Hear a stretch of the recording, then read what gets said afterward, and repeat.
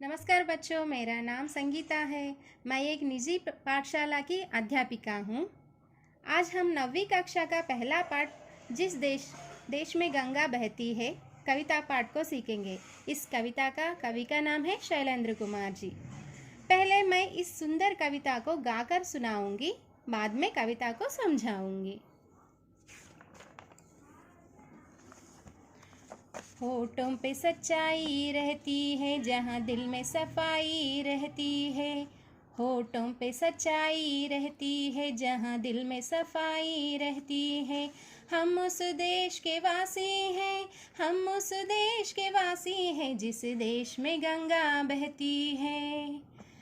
मेहमा जो हमारा होता है वो जान से प्यारा होता है। मेहमा जो हमारा होता है वो जान से प्यारा होता है। ज़्यादा का नहीं लालच, हमको थोड़े में गुजारा होता है।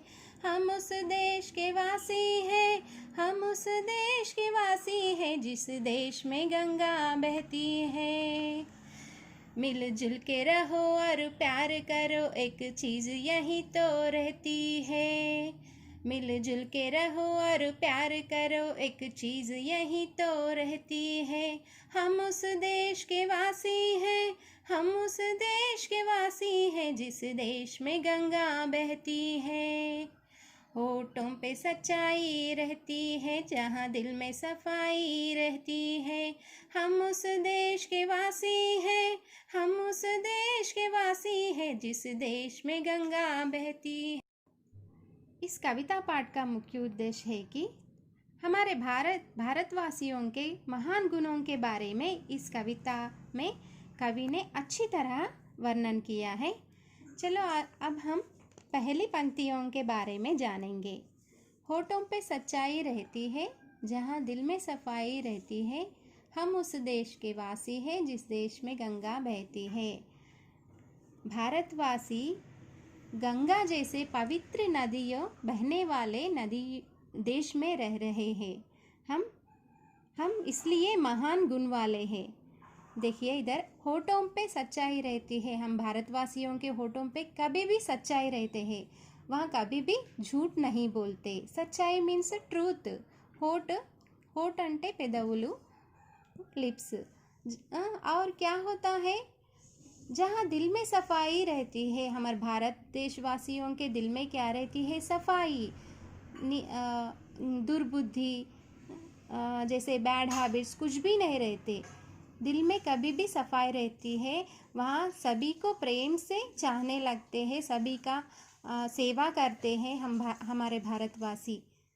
हम उस देश के वासी हैं जिस देश में गंगा बहती है। जिस देश में गंगा बहते हैं, गंगा जैसे पवित्र नदियाँ बहते हैं, उस देश के हम वासी हैं, रहने वाले हैं। हमारे भारतवासियों के होठों पर कभी भी सच्चाई रहती है, वहाँ झूठ कभी नहीं बोलते, और उनके दिलों में कभी भी सफाई रहती है, और उनके दिलों में कपट भाव नहीं रहती। सभी को प्रेम से देखते हैं, सभी की सेवा करते हैं। ये पूरे पहले पंक्तियों का उद्देश्य यह है। దీన్ని తెలుగులో కూడా వివరిస్తాను. మనము భారతీయులము పవిత్రమైన గంగా లాంటి నదులు ప్రవహించే దేశంలో ఉన్నాము. మన పెదవులపై ఎప్పటికీ నిజమే పలుకుతాం. మనము అబద్ధం ఎప్పటికీ పలకము. మన హృదయాలు ఎప్పటికీ ప్రేమతో నిండి ఉంటాయి, ప్రేమ భావాలతో నిండి ఉంటాయి, సేవలతో నిండి ఉంటాయి. ఇతరులకు సహాయం చేయడం కలిగిన హృదయం కలిగిన వాళ్ళం మనము భారతీయులము. దీని యొక్క ఉద్దేశం. తర్వాత మెహమా జో హమారా హోతా హై. మెహమా గెస్ట్. ఎవరైతే మన దేశాన్ని చూడడానికి వస్తారో వాళ్ళని గెస్ట్ అంటాం కదా. ఎవరైతే ఆ గెస్ట్ని మనము ఎలా చూస్తామంట? ఓ జాన్ సే ప్యారా హోతా హై. మన దగ్గరికి మన ఇంట్లో వచ్చిన గెస్ట్ని కానీ ఎవరినైనా కానీ మనము ప్రాణం కంటే ఎక్కువగా లైక్ చేస్తాం. జాన్ సే ప్యారా అంటే ప్రాణం కంటే ఎక్కువగా చూసుకుంటాం వాళ్ళని మంచి మర్యాదగా చూసుకుంటాం అన్నట్టు. జాదాకా నహీ లాలచ్ హమ్కో. వారి నుండి మనము ఎలాంటి ఆశలు కోరుకోము, మనకు ఎలాంటి కోరికలు ఉండవు. మనం వచ్చిన గెస్ట్ల నుండి మనం ఇది తీసుకోవాలి, అది అడగాలి అంటే ఏదో కావాలని వాళ్ళకి సేవలు చేయం మనము. మన గెస్ట్ అంటే మనకు చాలా ఇష్టం, వాళ్ళను గౌరవంగా ఆహ్వానిస్తాం మన ఇంట్లో కానీ మన దేశంలో కానీ. ఇతర దేశస్తులు కూడా గెస్ట్గా వస్తారు కదా, వాళ్ళని కూడా మనం చాలా బాగా చూసుకుంటాం అన్నట్టు, మనం భారతీయులం కాబట్టి. థోడే మే గుజారా హోతా హై జ్యాదా కా నహీ లాలచ్ అనుకో, అంటే ఎక్కువగా మనకు ఎలాంటి గ్రీడీనెస్, ఆశ అనేది ఉండదు. లాలచ్ అంటే గ్రీడీనెస్ అన్నట్టు, ఆశ ఎలాంటిది ఉండదు. థోడే మే గుజారా హోతా హై, ఎంత ఉందో అందులోనే సర్దుకుంటాం. మనకు అది కావాలి ఇది కావాలి ఆస్తులు కావాలని మనం ఎక్కువగా కోరుకోమన్నట్టు భారతీయులము.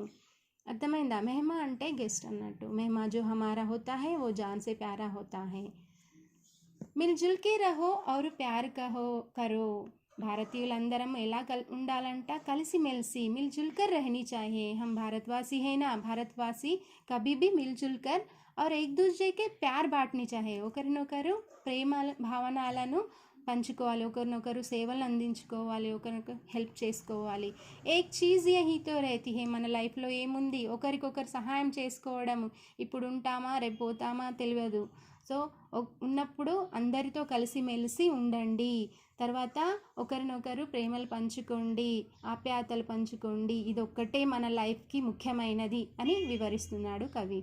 హమ్ ఉస్ దేశ్ కే వాసి హై జిస్ దేశ్ మే గంగా బహతీ హై. ఎందుకు మనం కలిసిమెలిసి ఉండాలి? ఎందుకంటే గంగా లాంటి పవిత్రమైన దేశంలో పుట్టిన వాళ్ళం మనం, భారతీయులం కాబట్టి మనం అందరం కలిసిమెలిసి ఉండి ఒకరినొకరు ప్రేమలు ఆప్యాయతలు పంచుకోవాలి. ఇదొక్కటే మన లైఫ్లో చేయాల్సిన గొప్ప పని అన్నట్టు. తర్వాత మళ్ళీ ఇచ్చారు ఫస్ట్ స్ట్రాంజా. హోటోం పే సచ్చాయి రైతీ హే, ఎప్పటికీ మన భారతదేశ వాసులలో, మన భారతీయులలో ఎప్పటికీ సత్యమే పలుకుతారు. జహ దిల్ మే సఫాయి రైతీ హే, ఎక్కడైతే ఎవరికైతే మనస్సు స్వచ్ఛమై ఉంటారో వాళ్ళే భారతీయులు.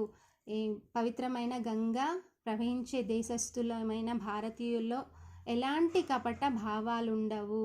किसी भी तरह के भेदभाव नहीं रहते हमारे भारत देशियों में, इसलिए हम कभी भी एक दूसरे से मिलकर रहते हैं. हमारे मेहमान को हम कभी भी क्या करते हैं? प्रेम से देखते हैं, प्यार बांटते हैं. हमें और लालच भी नहीं है, ఎలాంటి ఆశలు కూడా ఉండవు. దీని యొక్క ముఖ్య ఉద్దేశం, ఈ పాఠం యొక్క ముఖ్య ఉద్దేశం ఏంటిది? మన భారతీయుల యొక్క సద్భావన, మంచి గుణాలను ఇక్కడ కవి శైలేంద్ర కుమార్ మనకు వివరించారు. శైలేంద్ర కుమార్ కవి గురించి నేర్చుకుందాం. శైలేంద్ర కుమార్ का जन्म सन 1923 में हुआ. 1923 में हुआ. उनकी असली नाम क्या है? शंकरी दास केसरी लाल था. उनका असली नाम शंकरी दास केसरी लाल था. ये हिंदी सिनेमा जगत में प्रमुख गीतकार थे. హిందీ సినిమా అంటే ఫిల్మ్ ఇండస్ట్రీలో మంచి పాటలు రాసేవారన్నట్టు శైలేంద్ర కుమార్. ఇన్హోనే కై ప్రసిద్ధ ఫిల్మీ గీతోంకి రచనాకి, ఎన్నో సాంగ్స్ రాశాడంట, గొప్ప గొప్ప సాంగ్స్ రాశాడంట, ఫేమస్ సాంగ్స్. इन्हें याहुदी अनाड़ी और ब्रह्मचारी फिल्मों में गीत लिखने के लिए 3 बार फिल्म फेयर पुरस्कार से सम्मानित किया गया. తనకు యాహుదీ అనాడి और బ్రహ్మచారి అనే మూవీస్లలో పాటలు రాయడానికి తనకి ఫిల్మ్ఫేర్ అవార్డు కూడా లభించింది. ఆ పాటలకు, ఈ మూవీస్లో ఉన్న పాటలకు తనకు ఫిల్మ్ఫేర్ అవార్డు ఇచ్చారన్నట్టు. ఇంకా దేహాంత్ అంటే మృత్యు, మరణ్, మృత్యు, దేహాంత్, నిధనన్న ఒకటి పర్యాయ శబ్దాలు అన్నట్టు. सन 1966 में हुआ. इनका देहांत कब हुआ? सन 1966 में हुआ. धन्यवाद. मेरा ये वीडियो पसंद है तो लाइक कीजिए, शेयर कीजिए, ज़रूर सब्सक्राइब कीजिए.